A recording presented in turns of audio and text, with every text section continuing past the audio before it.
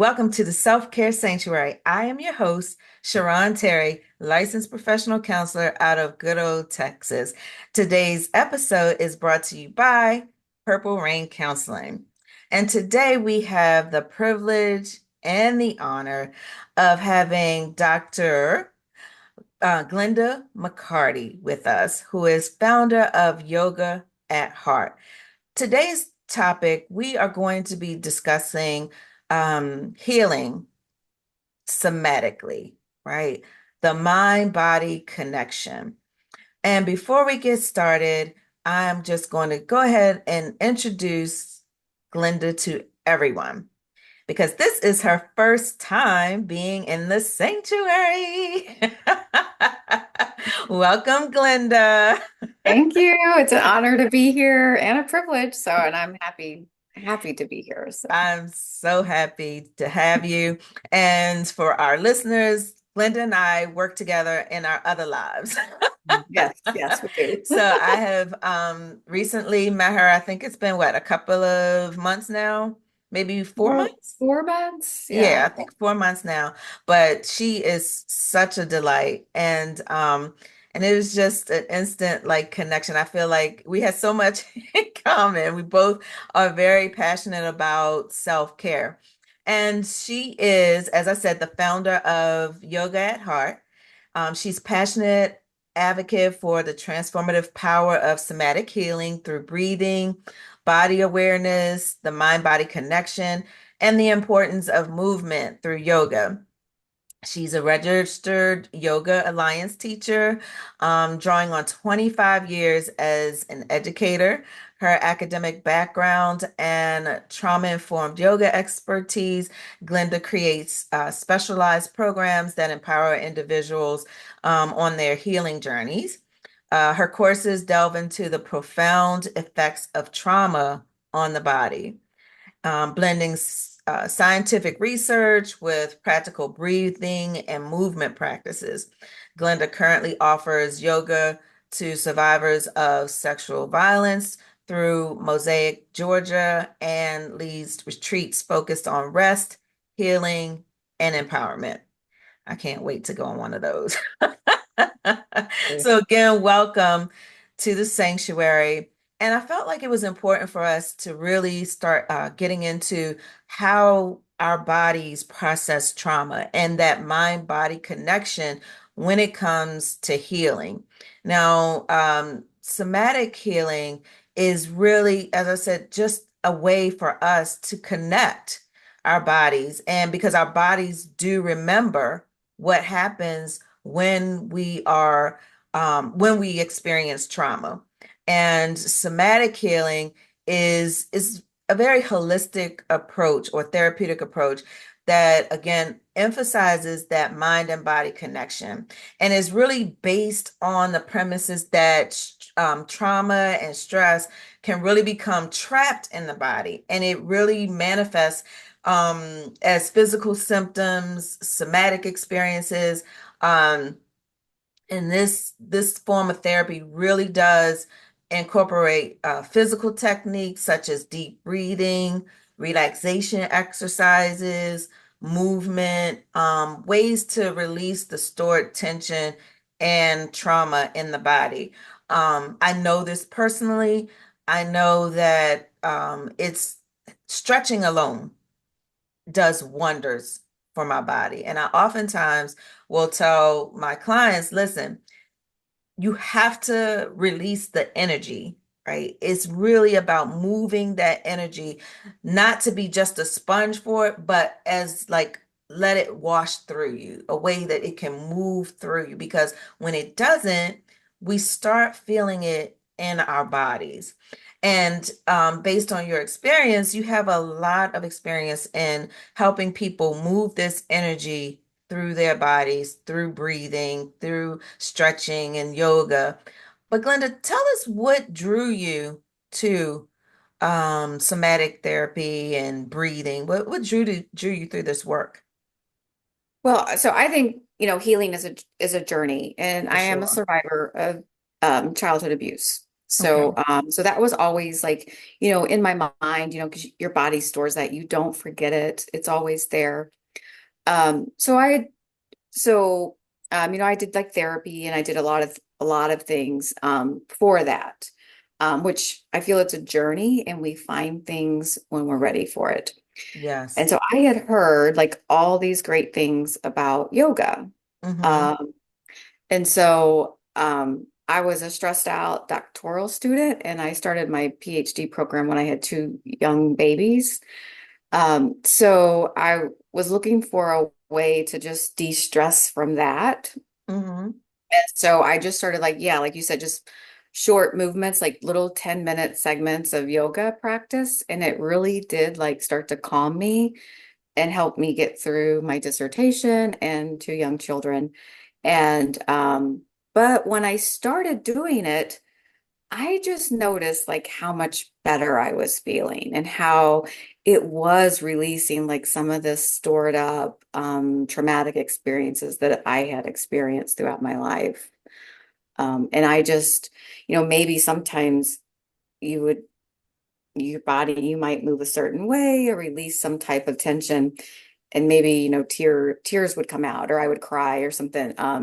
So I did cry a lot on my mat, my yoga mat. So, but through that process of being self-aware of my own body and the healing that was occurring, I really found it kind of naturally with all how the movement, the breath, the mindfulness all just started to heal my body and I started moving better. I felt lighter. I didn't react as much, wasn't so reactive and just found myself just being a better mom, a better teacher, a better person, a stronger person. Mm-hmm. Mm-hmm. Really tapping into yourself, getting more attuned to yourself. And I know you said you had therapy throughout, growing up, but did you also incorporate this type of somatic healing in addition to your therapy So I didn't as an start, adult? yeah, as an adult, I really didn't start any type of counseling or therapy until my daughter was born. And so that she just turned 18, so that was 18 years ago. So I was an adult. I tried to run from it for a long time. I think a lot of trauma survivors and stress and chronic stress too, we just run or we don't want to feel any of the pain. And so, but finally, after she was born, I just knew that I would have to make changes in my life to slow down, to be, because also like one thing is I worked a lot, always diving into work. And I really wanted to slow down and embrace her and this life changes to give her a life that I wish I would have had. So that's really when I started it, and then I did some group programs with that with the center that I went to. Hmm. They did like some art therapy and some Hmm. stuff like that, and I've occasionally participated in those types of things. But I didn't find the movement piece until probably 4 years into talk therapy. So, Okay. Yeah. I had someone else, another Arvis Tucker, she actually was on the show. She's a certified yoga instructor as well. And she had actually shared how yoga had saved her life as well, with, the movement alone. Like I said, it really goes back to getting rid of that energy. Energy is everything. We are energy, yeah, right? And when it becomes toxic, like anything else that's toxic, it will take you out. it does. Yeah. And I mean, we store it. And so I know one thing is a really, we store so much in our, like the back of our neck, our head, and our shoulders, from like that tension. And just doing some simple breath and movement with that can start to relax and release that tension first. Hmm. You'll see like, Um, anybody who has a lot of stress, chronic stress, they'll start kind of like concaving inward and your shoulders start to come forward. Yeah. And that, even impacts how much breath you can take in when you're breathing with that inhale. So yeah, because we just hold that energy or store it in there. Like with sexual violence survivors, with a lot of that, you store a lot of that in your hips. So Okay. kind of just doing some simple, small movements with to start releasing some of that as well, too. Mhm. That is so on point because I was speaking with a survivor, um, or someone, this person is not quite sure. They can't quite remember, but Hmm. not necessarily, it was more so of the messages that they received about sexuality and then different experiences as they grew. And this person is also into yoga and an instructor, but they were sharing how when they're actually teaching that they can't seem to, you know, how you do the complete splits and you go all the way down, and they're able to be limber in all other parts of their bodies, but it's just that in the pelvic area, it's restricted. Hmm. So to hear you say that this is something that is common in Yeah. survivors. And one of the things that I shared with this person is because they have recognized that it is in that area to be able to release it. And since they're having this trouble on land, I recommended that they go to the pool and then they do these movements in the pool, and as they're releasing in the water or doing these movements to really release those negative thoughts or those Yeah. negative messages that this Hmm. person received about her sexuality, Yeah. about her experiences, and just really release it all in the water to kind of cleanse herself of any, maladaptive thoughts, or and also forgiveness, right? Forgiving yourself for what you don't know, for doing what you didn't know you were supposed to do. Yeah. Um, so it's going to be interesting on how she's able to free herself Hmm. in that way. Tell us a little bit about the reconnection of the body through awareness. Like just like you said, we tend to do this. I know my shoulders go like this when I'm tense. They just automatically go. I just had a massage last night and it was wonderful. But just really focusing on de-knotting that area because I am doing this a lot, especially when you're working. But tell us how we can become more aware of Yeah. what we're doing. I think when we just start with like simple breathing techniques, even just some that deep belly breathing, a lot of times we don't breathe in our belly. It's kind of we start adapting these really shallow breathing, especially if we're stressed or so anxious, we'll even more shallow. But if you just take a second and put your hand on your belly and just take a deep inhale and you want to feel your belly expand, and then maybe you can get more air inhale, and when you inhale to like your ribs and your chest to kind of fill that whole cavity, and then as you slowly exhale, just kind of close your eyes and do a body scan just to kind of see like where that tension is. So if you Hmm. just slow down just for a couple breaths like that, you'll feel like some tightness or that tension. Maybe it's your neck, your shoulders, your lower back, your hips, wherever. But just kind of some breathing will create awareness. Like you'll see people like, oh, be more mindful, like when you're doing the dishes or you're cooking dinner or you're folding your socks or your laundry. But it is kind of true, if you stop for a second and do that breath and just kind of like be aware of your surroundings and Hmm. your body, you'll notice those things about you. It's always when I'm like in a hurry and I'm not my breathing, I even my belly will tense up, and Hmm. that leads like to like those, digestive issues or IBS or whatever, All but the things. so like so I a lot of times I'll just stop and really just kind of push my belly out. And as I exhale, just kind of feel like where any tightness is. And then I would incorporate a yoga pose. And so there's like this yoga pose, it's called supported fish. So you just lie flat on your back, like on a yoga mat or on your bed or, on the floor.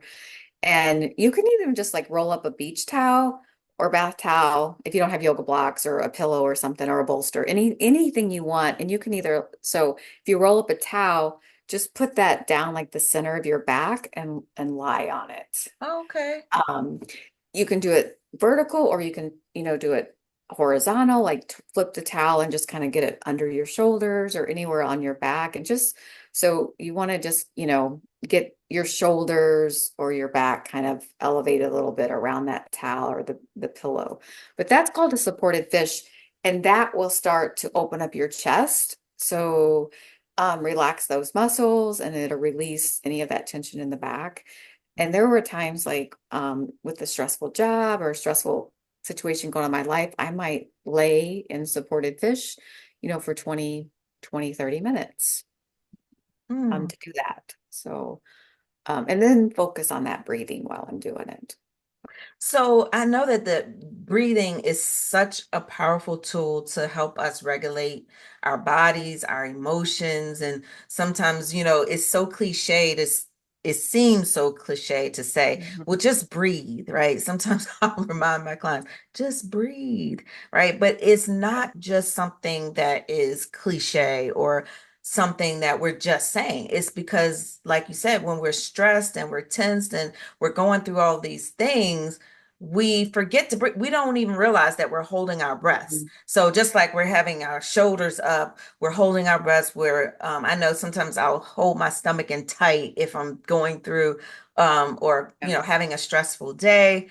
So and since we know that breath is such a powerful tool, walk us through, and you mentioned some of the things, but I'm gonna let you and I do one of these breathing exercises, maybe a couple of them, so that people can have a takeaway of what to do when they are feeling a little stressed or if they find themselves holding their breaths, ways that they can like instantly calm themselves down. Mm. So let her rip. Sure.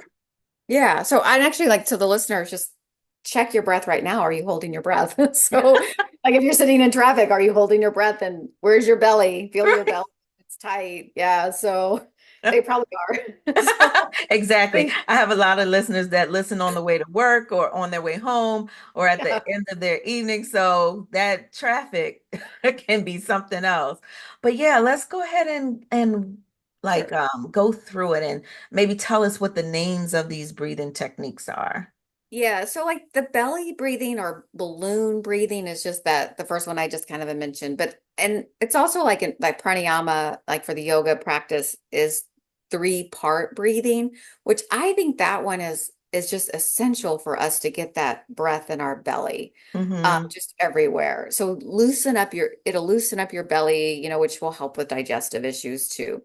So a lot of time that chronic stress, we hold it in our bellies. So we'll practice that one. We're going to inhale and then we're going to try to think of like the whole torso as 3 compartments, your belly, your ribs, your chest, and try Okay. to get it like all the way up. So, and then when we exhale, do it in reverse. We'll do like the chest, the ribs, and the belly. So it's kind of 3 parts. So like 3 small breaths, 3 small exhales. So we'll try that one first. Okay. So okay, so get ready and we'll take that inhale. So inhale, the belly comes out, and then try to get more into your chest rises, your ribs, and then your chest. Mm. And then get to the top and stop. And now exhale slowly. So the chest goes down, the ribs go down, and then the belly releases. So that's what we're going to try to do, this 3 parts. So inhale, belly, ribs, chest. You want to get as much air as you can, fill everything up, and then let slow exhale, just really slow, start to release it. So the chest goes down, the ribs, the belly. And try that again. So inhale, belly comes out. Even push your belly out at first so you get the hang of it. ribs, chest, and then exhale. The chest lowers, the ribs, and then the belly comes back. And if you do it again, so inhale, think of the whole cavity filling. And then as you exhale, kind of drop your shoulders, let the air come out. And you might notice too, just with these few seconds of slowing down, paying attention to that inhale and the exhale, you might notice where that tension is in your body. Like, is your jaw relaxed, your forehead, your shoulders, your back? And then take one more deep inhale. So the belly comes out.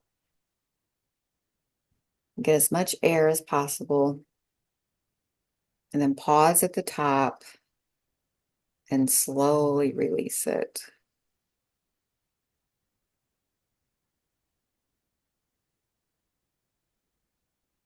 So something like that you can definitely incorporate into your daily life, like when you're standing in front of the sink, brushing your teeth, or before you, I think, before you get into bed at night, if you do a little bit of the movement, a little bit of the breathing, that helps relax you to have better sleep.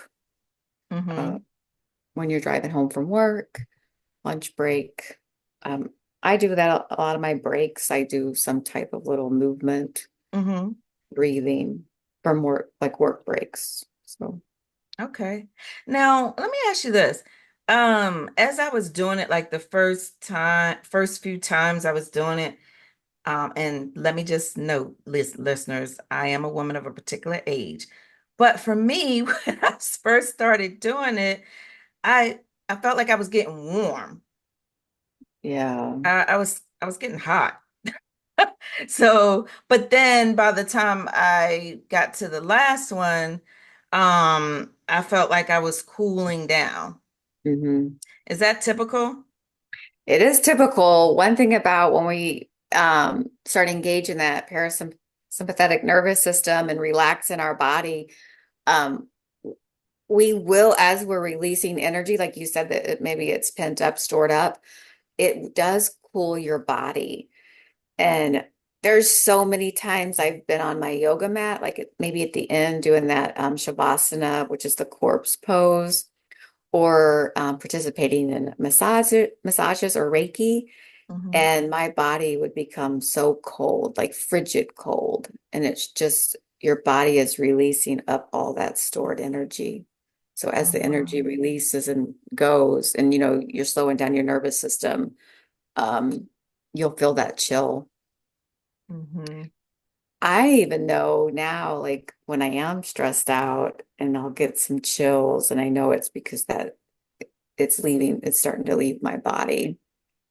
Hmm. Yeah. And that's a good point too, because menopausal women or perimenopausal women, we have a lot of hormonal changes. Mhm. So these techniques can really help us even cool our bodies down when we're having these so-called hot flashes and sometimes our body we experiences these things called flushes where it's like it's Mhm. wave that comes over you. So these are some great tips for, women over Yeah, 40 or it can start as early as 38. But tell us, maybe there's another one we can do. sure. Yeah, I do want to add to that. So yeah, I have like at that hot flash stage, and so trying to regulate some of that too, as much as I can naturally. But so another one I like is the is box breathing. Hmm. And so you just picture like a box. So this is when you do want to count. So like say we do an inhale and exhale to a count of four. So we'd inhale four, then you hold your breath for four, and then exhale for four, and then you at the bottom, which is a little more difficult, you hold your breath again. Like do not take in any inhale for four for that count of four. So inhale, hold, exhale, hold. That's what it is. So we'll practice that one. We'll do a couple rounds of it. Okay. So, and just do natural. Don't worry about maybe pushing out the belly or any of that kind of stuff. We're just going to kind of try to take an inhale, but it can't be shallow. Do try to really take in an inhale. And I'll do the counting. So we'll start now. So inhale, 1, 2, 3, 4. Hold, 4, 3, 2, 1. Exhale, 4, 3, 2, 1. Hold, 4, 3, 2, 1. And then inhale, 1, 2, 3, 4. Hold it, 4, 3, 2, 1. Exhale, 4, 3, 2, 1. Then hold, 4, 3, 2, 1. So you would continue that as the box. Inhale, hold, exhale, hold. And it takes a little bit for me, it took a little bit of practice at that last hold because, you don't have any air, you've let it go. So it's kind of a mind game maybe. So like, but I'll use that technique like if I wake up in the middle of the night or a lot of stress, maybe sitting at my work desk or something too, and do just a few rounds of it for the box. And it'll help slow down your nervous system too, reconnect your body awareness, right? Bring that mindfulness back to you, that body mind connection. hmm That's actually one of my favorite ones, even though I just messed it up the first time we did it. I wanted to exhale too fast. Yeah. But it is one of my favorite, go-tos to, practice with my clients when we're having, in those moments in sessions where it's becoming overwhelming. So we just kind of stop, breathe for a little bit, and then because it only takes seconds to Yeah. really regulate yourself, and you can do it a couple of times. Now, with these breathing techniques, is there a limit to how many times you should actually go through a cycle? Well, with the box breathing, usually my mind drifts off about the fourth or fifth one. So that's when I fall back to sleep. But yeah, just like 4 or 5 cycles on it for each one. There's another one that is if you're feeling really anxious, and that's that 4-7-8 method. And that one you should just do 4 times, but no more than 8 times. And the beginner should only do it 4. So that one, the 4-7-8, you're really feeling anxious, something just happened, or that anxiety. I mean, I know with like perimenopause, the anxiety is really set in on me. And so sometimes I'll just feel my heart race. Uh, Mm-hmm. and and I'm like, well, what's going on? But so if I'll stop and do that, like the 4-7-8. So and that one you count as well. So you inhale for 4, you Mm-hmm. hold your breath for 7, and then you exhale for 8. And also, that creates that awareness of like, don't just release your breath as fast as you can because, I have to get to 8 seconds. So really slowly, I'm going to exhale, which slows down your nervous system and helps with that. So we could try that one. So, like if you inhale, we'll try it. So we're going to inhale to 4, hold for 7, exhale 8. So wrap your mind around that. So Hopefully, I inhale. won't pass out at 6. Yeah, so we'll just do it once and then know that you should try to do it 4 times. So Well, let's so try we it twice because I might mess up the first time, okay. so then we can do it the second time. I Okay. should. Yeah, yeah. Okay. We'll do it twice. So, all right. For the So listeners, y'all can do it however many no more than all 8 times. right. So we'll just kind of let it go first and then I'll do the counting. So we're just going to inhale, exhale, just let it go. Okay. Okay. So inhale, 1, 2, 3, 4. Hold, 1, 2, 3, 4, 5, 6, 7. Exhale, 8, 7, 6, 5, 4, 3, 2, 1. Inhale Yay. for 4. Okay. 1, 2, 3, 4. Hold, 7, 6, 5, 4, three, two, one, and then slow exhale. Eight, seven, six, five, four, three, two, one. Oof. That takes a little bit of practice, I mean, to get It to wasn't it. as bad because you've done this with me before. Yeah. So and then and you can let me know, but I feel like the exercises that we did before kind of help my lungs be able to take Yeah. in a little bit more, which is helpful for me because I have asthma. So just trying to keep my lungs and the breath in there helps. Yeah. It does. I think that's why the full belly, that ballooning is the first step. So if Okay. you can start to train your body to really get the deep inhale, fill everything, the whole cavity, and then slow exhales, it helps with all the others. So, I mean, so many people do that shallow breathing, um, and don't even realize they're not getting air in the whole, filling up their whole cavity. So, That is so true. I have been so guilty of that. And I remember going to their physical therapy before, and he was like, I've never seen somebody that just constantly keeps their shoulders up, which means that, all those muscles yeah. in your back are so tight. And I had to get these Mhm. little um electric shocks to kind of help me Yeah. release. So, but these will help you prevent from getting to that point where you have to go and get these electric Yeah. shocks and things like that. And they're not, Right. you know, not anywhere Yeah. they can go. This is just little tiny electrical pulses that was put in my back. Mhm. Yeah. I mean, something like think of like you get that phone call, Mm. or I don't know, something at work sets you off or just whatever, you know. I mean, we all get some little trigger. We all Yeah. have little trigger points. And so, yeah, as soon as you're triggered, you do have about 10 seconds to kind of stop that stress cycle. So maybe something happens, and as soon as it happens, if you can like maybe sit up straighter, relax your shoulders, and do some of that deep belly breathing or the box or the 4-7-8.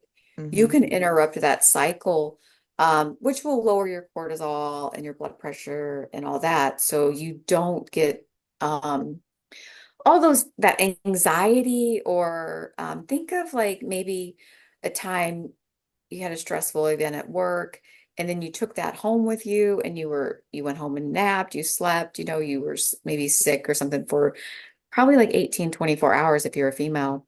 Hmm. Hmm. But so you want to interrupt that as quick as you can, by breathing, or just sitting up straight, feeling my feet on the floor, maybe feeling my legs touch the chair if I'm thinking I'm sitting at my work desk or something, and pulling my shoulders back, and So then opening our chest. opening that chest up, because you don't, Hmm. all those muscles start kind of caving in. So you want to pull those back, open it up, push your shoulder blades together, and then try to really fill the belly and the chest and the ribs, with air, and slow exhale. And that'll interrupt that cycle.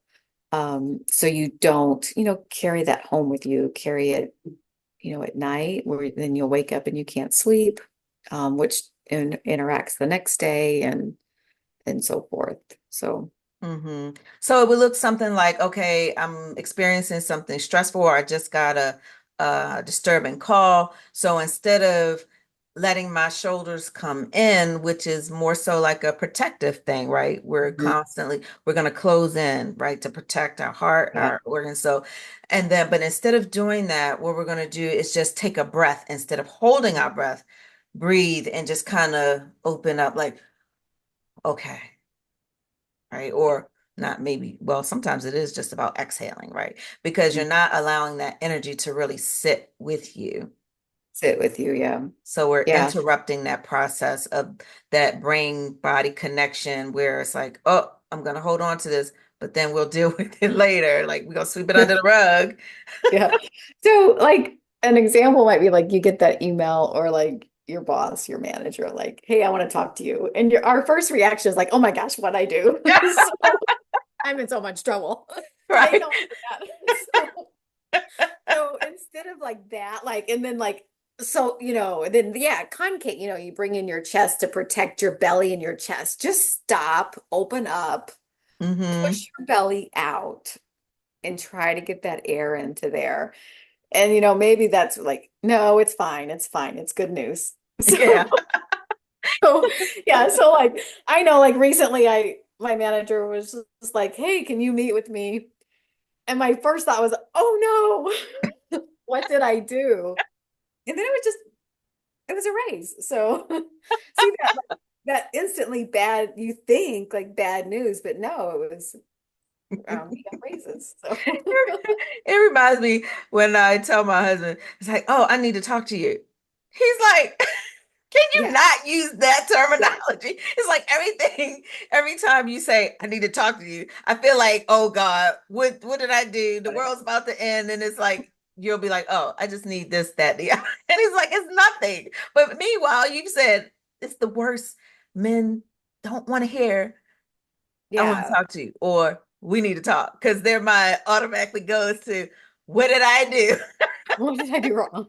So, I mean, sometimes that's the way we're trained or our upbringing Right? or something, but yeah, don't let that, don't do that all of a sudden. Just take that breath, slow down, pull your Hmm. shoulders back, and deep inhale, and then exhale, let it go. So, Right. but Breathe. Just breathe. If you guys don't get anything else, breathe and move. yeah. So that brings us, we've gone through some of the breathing techniques. And now, and we were talking about movement and not letting these things become trapped in our bodies.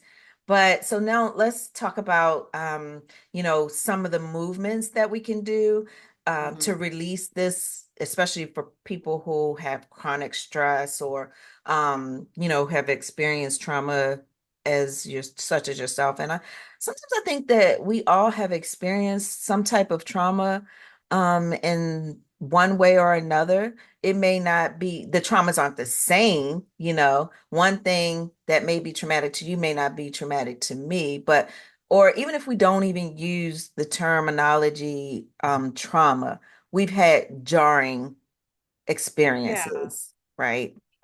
We may have been outside and heard a loud noise, and if you're a child, that loud noise scared you. Hmm. You didn't know what it was, and you didn't see your mom, so you became scared, and now you're sensitive as an adult to loud noises. Hmm. So I just throw that example out there because it looks very different, but then there are some serious complex traumas. But let us know some of the yoga moves or even just mindful stretching while we're even at our desk. Yeah. I mean, just really simple ones. The one thing that I'll do too is since we are focusing on shoulders, is just breath with movement. So anytime movement that you have, you're either inhaling or exhaling. If you're not, if you're pausing like that breath, then pause your body, don't move. So, but you could do that with your shoulders. So like if you inhale, bring your shoulders up to your ears on the inhale and then pause. And then when you exhale, push them back and down. And just do that. You could do them as circles, but it's linking the breath with the movement. So inhale, my shoulders are up to my ears, and then exhale, they're down and back. And it just starts to relax and release that. So that's just a real simple one you can do at your desk, Yes, that's too. so helpful. And one thing I like too is just like, so then if you drop your ear to your shoulder, and the opposite arm, you can even just stretch that one out straight and just take a deep inhale and exhale. And you could, so if I have my right ear to my right shoulder, then I would take my right hand and put it on my head, and the left arm would be out straight. And it just kind of creates a stress. You can kind of push down on your head if you like, or you can, and then switch to the other side. So left ear, left shoulder, hand on top of the head, and then that right arm just kind of goes out any way you like.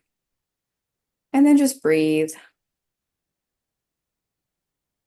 And then the other one that I really like is just, you can do this standing or sitting. It's just opening up your whole arm. So like inhale, you're going to take your arms up over your head and you want your palms to touch. So try to do the whole inhale that way. So on the inhale, arms start to come up all the way up out to your sides and then up over your head, palms touch.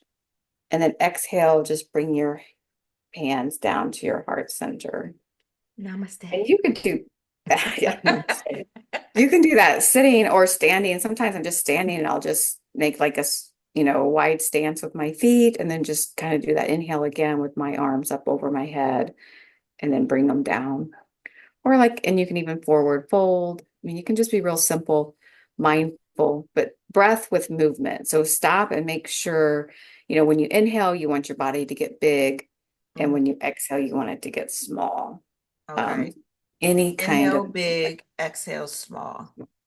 So the way you remember that is that when I'm inhaling, I want to get my body as big as I can and get as much air into my whole body. So that Hmm. inhale. And then when I exhale, I'm going to use the lack of, air in my body to get as small as I can to concave. So, Okay. It's kind of like so, oh, pushing out everything that you just yeah, brought yeah. in. Okay.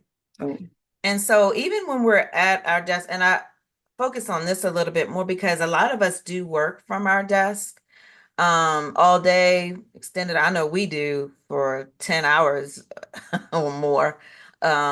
So even with the stretching, right? Even if you're at your desk, even just kind of bending over, trying to touch your toes is a great way yeah. to stretch your legs. What are some of the other ways?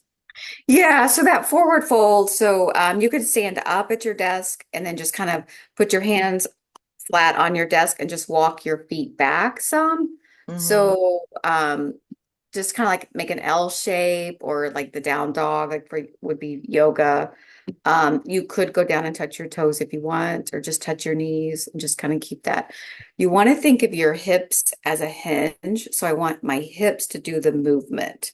So think of that. So like even if I go forward, I want to think of the hips moving and keep my back straight. So maybe keep my head looking forward, but you can do Mm-hmm. a full forward fold too. But Mm-hmm. you want think about hips as a hinge for that one. The other thing is that yogi squat. I know it's not an easy for someone that sits a lot or you haven't had movement for years, to get into that deep squat like a frog or you're just kind of squatted down. But that one is really good. So like I will like at the top of the hour or something, I'll try to stand up and just go into that squat just Mm-hmm. for a minute, 30 Mm-hmm. seconds a minute, and then stand back up. So but that's not a beginner one, that's something Indeed.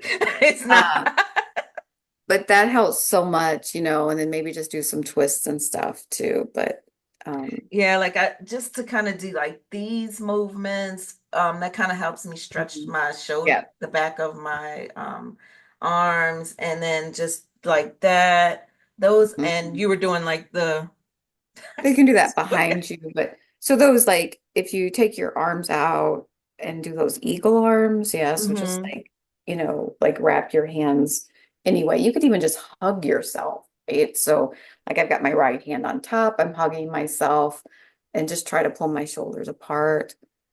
And hmm now take an inhale and open up your hand arms. So inhale, the arms come straight out. And now exhale, bring them back. But this time the left hand's on top, left arm's on top. So if you do both, then you get you know, just kind of link some breath with the movement. You get opening it up, and then you get that hug, which is that hug yourself and um just get some stretches in. So Yeah, I know that squatting pose. The first thing I thought about was I need Megan knees for that. I do not have Megan knees at all. yeah. So a beginner for that though is just if you have like a pillow or like a little like like a wedge, like a little ramp, a pillow will do, or fold up some towels and put your heels on them to stand on them and then your toes on the ground Hmm. and then try to go into a squat that way. So, to kind of keep, your heels elevated. Okay. And it just takes, right, just a little bit each day. Mhm. So, I'll tell you what I use. I have an ottoman. So I typically will try to use that when I'm mhm, trying to, do those lower squats, or I just use that as a support, and either I'm sitting on it and doing some movements that way, or like pressing my arms, holding myself or supporting yeah, myself up by just kind of holding my arms on there, because I know that otherwise I won't be able to do it. yeah. Um, so Yeah. And I mean, right. We just want to stay active, um, little throughout our day.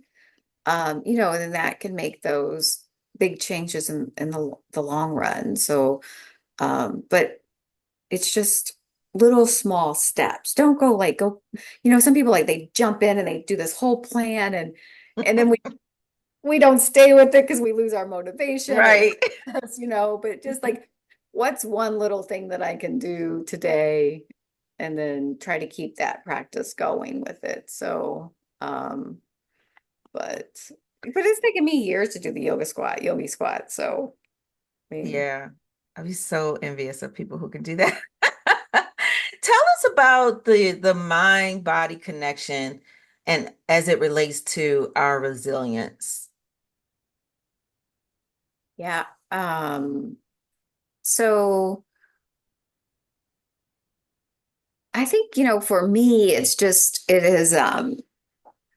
helps me feel grounded. So many times, especially as a trauma survivor, you might lose that connection with your body. And there's like sometimes like maybe something stressful happens and you start to feel your mind disconnect from your body.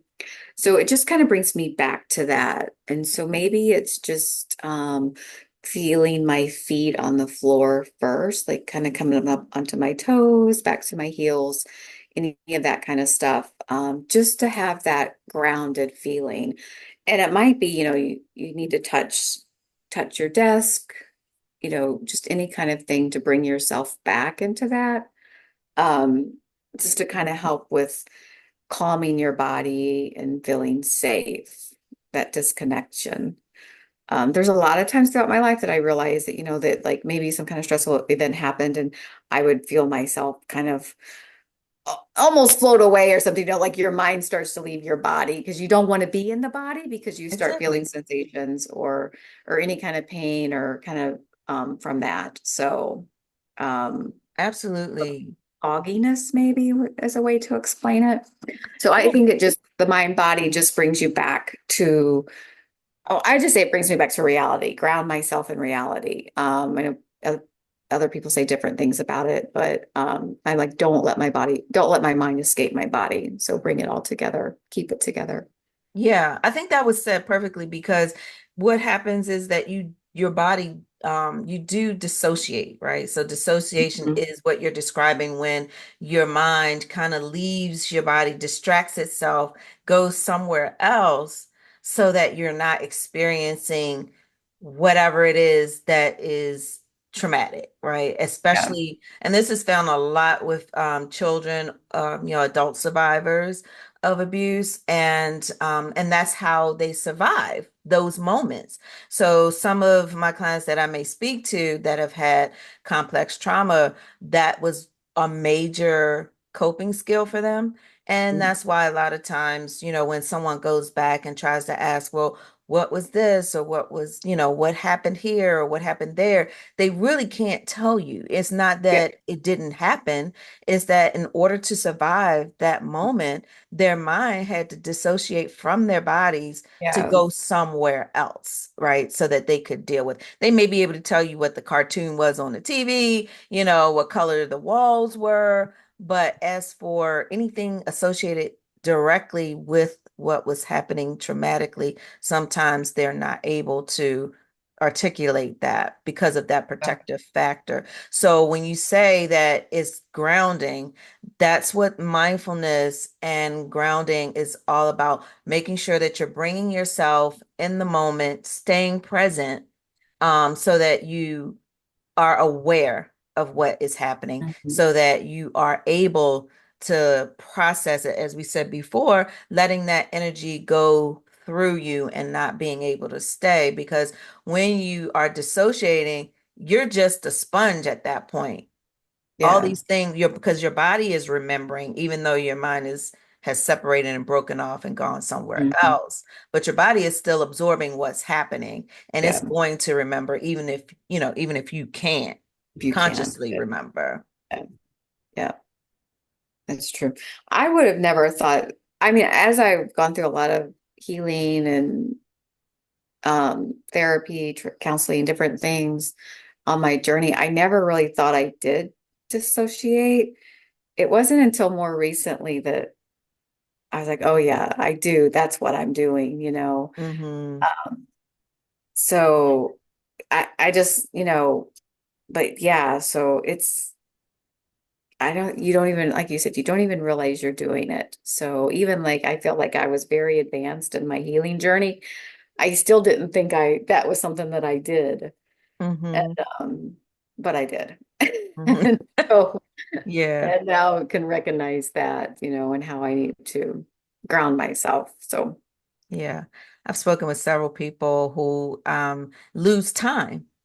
They hmm can't tell you how they got from A to B when they're driving because it's so severe.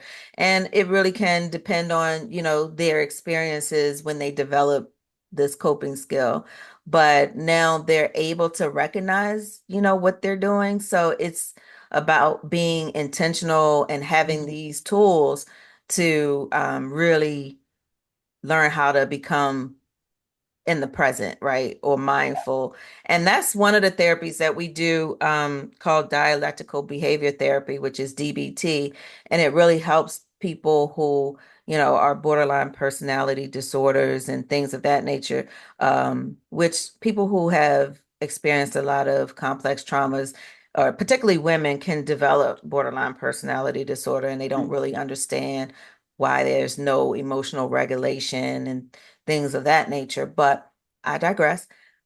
That does help though when hmm talking about dissociation. Is the key is making sure that you're looking around, grounding yourself to know that you are in a safe space, as you yeah. mentioned before. So, and you also earlier mentioned about how we can create lasting change by just doing these small things.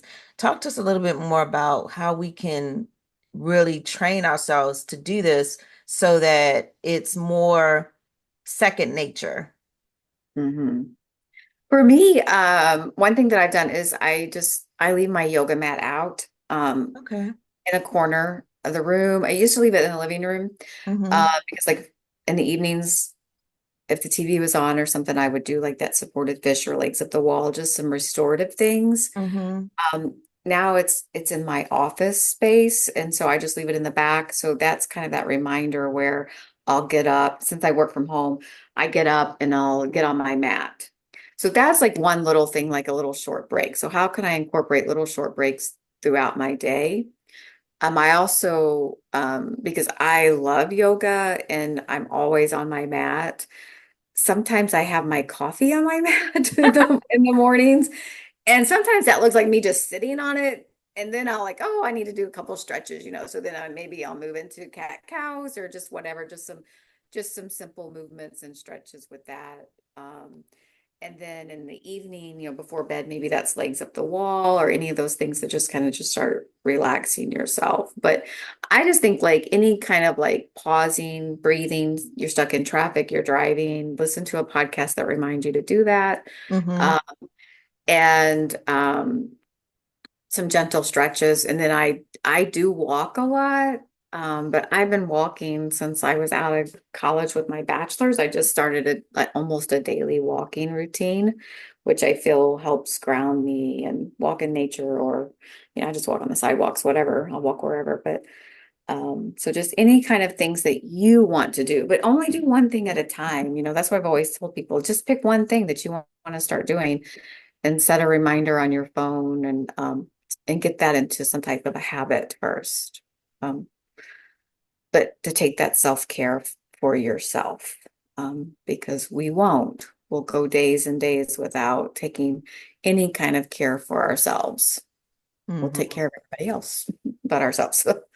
Yeah, because we've been trained to do that. Like we're Mhm. supposed to put ourselves last, you know, be the martyr, you know. Yeah, And I was just telling someone earlier today that if we don't take these moments to really keep ourselves healthy, releasing stress, doing the stretching, the breathing, like you said, taking walks. Some people even say another way to really ground yourself is just walking in the grass with no shoes on. It helps to ground you. I'm always walking with no shoes on. But I think it helps me a lot to do Mhm. that. But when we don't take those moments, we can tend to get burnt out, or when we're hurting, we start oozing on people. We start bleeding because we think we're keeping it in, but it comes out in ways of being snappy, of, being short-tempered, not being able to think clearly or respond clearly. So it really does come out one way or another Yeah. in bad It, health. it does. Because then we'll snap at our children or our spouse or partners or colleagues at work or something. It does come out on that side too, the negative side. But I do want to say, just kind of highlight a positive side of it. So, I've been on my yoga mat for 15 years and it's a journey. There's times that, I'm not daily, especially in the beginning. But now I've walked for, oh, I don't know, 25 years or so. I'm old. So, I'm with you. and so, um, but but now these practices are a part of me, and I shared this with you the other day, but so about 3 weeks ago, I was driving after dark and I hit a deer, and I knew that, that was traumatic. There wasn't even time to stop or anything, but luckily I was fine and I was able to just turn right into a driveway right after I hit it. But, when you have some type of traumatic event like that, your body, is going to take that in. So my body started shaking. And I knew just from this journey of healing and what I needed to do, I knew not to stop my body from shaking. I let it shake and go through this whole cycle of that. And then I went to the breathing, after I was shaking, I really pushed my belly out and tried to get some air in to relax, that I had hit it. Um, I did that in just like a minute or two, so I Hmm. I release started that releasing that energy from hitting that deer.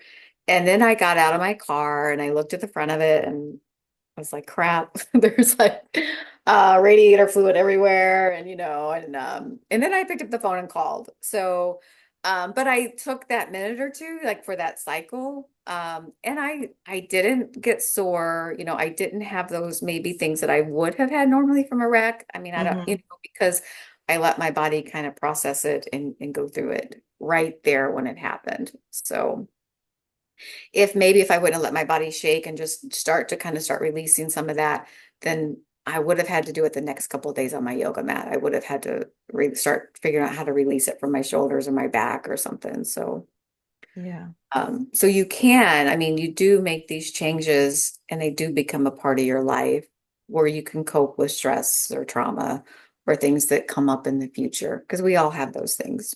absolutely. And then what really the one of the last things I want to share is that like talking about how like we connect with the earth or the ground or walking in the grass. And Hmm.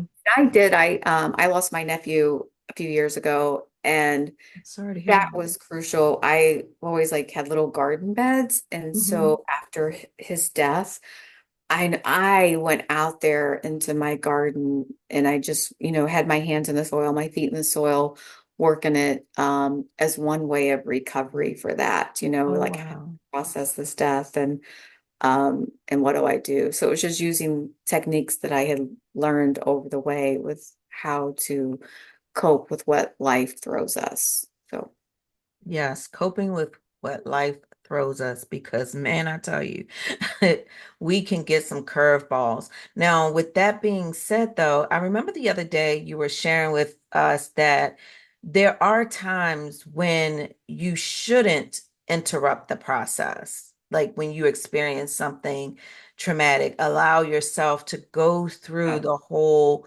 process of processing, for lack of Yeah. or feeling the moment. Can you tell us about that? Yeah, so I always like talk to people about like think of like a dog maybe that gets hit by a car or like something, gets scared from like maybe a bigger dog or a bigger animal. And you'll see that dog just kind of shake or convulse a little bit, Hmm. after that event. And that's what their bodies are naturally doing. They are releasing the stress and this from that. And you can see it like in the wild, maybe with like predator prey type situations, an animal that survives an attack or something, Hmm. they'll shake or have this moment to kind of go through that cycle. So just kind of think of that like that, like your maybe you one of your pets, your own dog. And that's what our bodies will want to do too. Any kind of stressful event. And you might recall like maybe something in your past, like think of something that happened in your body, maybe started shaking or tensing up, and that's just it wants to start releasing that energy. So don't stop it, let it do it. So Yeah. Yeah, so that it can, it sounds like that's the way it goes through us. If yeah. we allow it to have its natural response and then not arrest it, right? Yeah. But so often we'll want to like stop it. Like, no, I don't want to do that. I don't want to cry. I don't want to shake. I just want this to be over.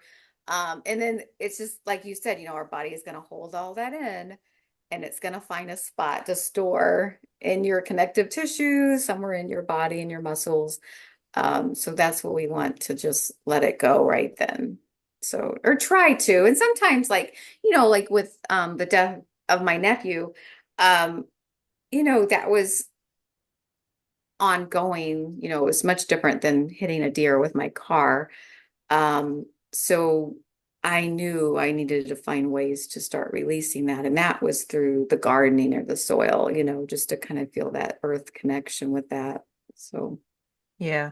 Grieving is a process all in itself where all of these techniques can really help us because it's the idea of trying to get used to a new reality. yeah. And it sounds like the gardening really, really helped you with that. Um, so this has really been amazing. I have learned some things about or new techniques that I can use. Some I've been doing, some I can do better. I'm gonna try to practice the 4-7-8 a little bit more. But as we went over the other day, one of the things that I'm going to commit to is really trying to take breaks throughout my day because I Mhm. can be like a workhorse and just don't stop. But as we wrap up, Glenda, can you just, if you have one final thought or the main thing, if our audience or our listeners don't take away anything else, what would you really like to make sure that they hold on to as we close out? I think it's just that healing is a journey. And whether you're overcoming like that childhood or a bad relationship or something, you just have to give yourself that space and time to heal. And you will find what you need at the right time. Oh, that's Um, good. um, and don't, I mean, it's hard, but not to be judgmental of ourselves. Like give Hmm. ourselves that time and that space. Um, and to keep, yourself grounded and moving forward. So, I love that. Just not being judgmental of ourselves and really um That's what resonated with me. And also when you said, we'll find what we need when we need it. That's so good. I do believe that. I mean, I think I people agree. come into our lives. It's like when we first met, we had so much in common, I know. and we have almost the same work schedule. Right. And but I got so people, excited talking things, with you. yeah, we find what we need when we're ready for it. So, and it's a journey. So Oh buckle my up. gosh.